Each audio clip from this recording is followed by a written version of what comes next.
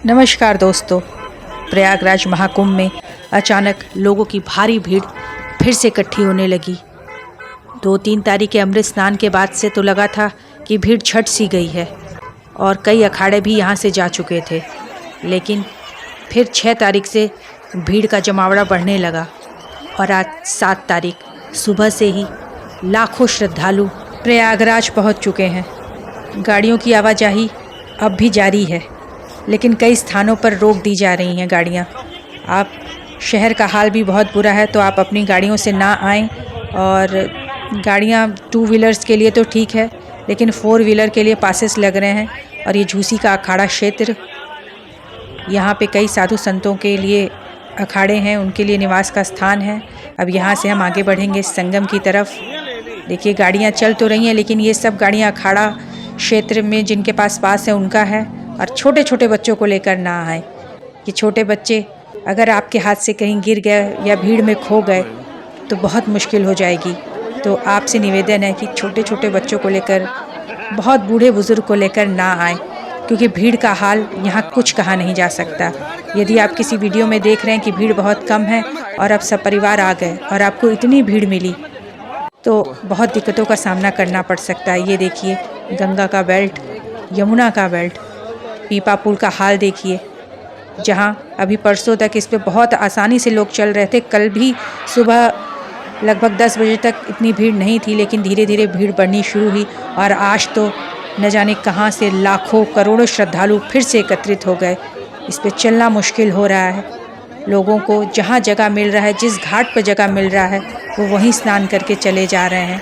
फिर से लोगों को भारी असुविधा हो रही है। अगर आपके साथ बच्चे हैं या परिवार में अन्य लोग भी हैं, तो सबके पास कांटेक्ट नंबर, कुछ पैसे और अपने घर का पता उन्हें अवश्य उनके जेब में रखें, ताकि अगर आप अपने परिजनों से भी दूर हों तो आपको किसी प्रकार की कोई भारी दिक्कत ना हो। और जब भी आप ऐसे स्थिति में फंसें तो प्रशासन की सहायता लें। खोया पाया केंद्र में जाकर वहाँ से अपने परिजनों को फ़ोन करवाएं। अपना ध्यान रखें, पूरे तरीके से संयम से रहें, घबराएं नहीं, क्योंकि अगर ऐसे जगह पे आप आ रहे हैं तो आपको इतना तो ज्ञान होगा, प्रयागराज कोई बहुत बड़ा जगह तो नहीं है कि यहाँ अगर आप खो गए तो अपने परिजनों से मिलेंगे नहीं। हाँ, लेकिन अपनी स्थिति पर काबू रखें, बहुत ज़्यादा घबराएं नहीं, रोए नहीं, एक जगह रहें। थोड़ा समय लगेगा, लेकिन आपके परिजन आप तक ज़रूर मिल जाएंगे।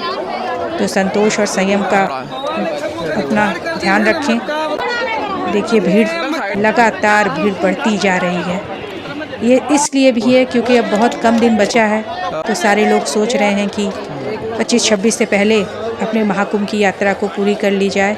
इस कारण इस बार भीड़ कमी नहीं हुआ और गाड़ियाँ चल रही हैं। ये संगम द्वार आगे आपको दिख रहा है, लेकिन वो पासेस वाली ही गाड़ियाँ हैं। तो देखिए लाखों भक्तगण अपने परिवार के साथ, और ये संगम द्वार जिसमें से प्रवेश करके आप संगम घाट तक जाके स्नान कर पाएंगे। और मैं आपको बताती चलूं कि संगम घाट और त्रिवेणी संगम दोनों अलग अलग हैं। लोग संगम घाट पर स्नान करके सोचते हैं कि उन्होंने त्रिवेणी संगम में स्नान किया है, लेकिन उसके लिए आपको बोट से आगे जाना पड़ेगा। आगे ये संगम द्वार, यहाँ तक पहुँच पाना ही बहुत मुश्किल है, क्योंकि लोग प्रयागराज तक ही नहीं पहुँच पा रहे हैं। कई जगह रेलवे स्टेशंस वगैरह सब बंद है। तो अगर आप यहाँ तक पहुँच गए तो समझ जाइए आपकी यात्रा लगभग पूरी हो गई। अब आप घाट पर पहुँच गए। आगे ये संगम घाट, जहाँ पे जाके आप स्नान कर सकते हैं, पवित्र माँ गंगा में डुबकी लगा सकते हैं। और श्रद्धालुओं की भीड़ देखिए, आज लाखों श्रद्धालु माँ गंगा में अपनी डुबकी लगाने की बारी का इंतज़ार करते हुए। आपको यहाँ पे भी अपनी संयम का, अपने धैर्य का परिचय देना होगा, क्योंकि भगदड़ तभी होता है जब हम अपना संयम खोते हैं।